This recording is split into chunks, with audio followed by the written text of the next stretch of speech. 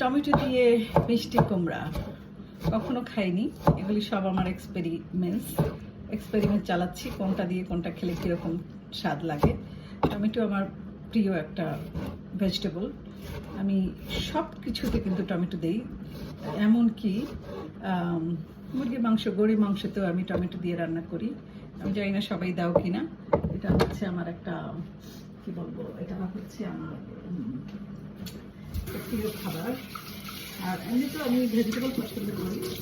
ভেজিটেবলের প্রতিদিন কোনো না কোনো ভেজিটেবল, কোনো না 3-4 আইটেমের ভেজিটেবল আমি সবসময় রাখি। আর সব কিছুর সাথেই আমি টমেটো ইউজ করবই। এই জন্য এবার অনেক টমেটো গাছ কিনেছি। এবার সামারে নিজের হাতে টমেটো গাছ লাগাবো। ওকে, সো দেখা যাক টমেটো দিয়ে মিষ্টি কুমড়া অ্যান্ড আলু দিয়ে একটা ভেজিটেবল রান্না করব। দেখাচ্ছি কিভাবে রান্না করছি। ওকে।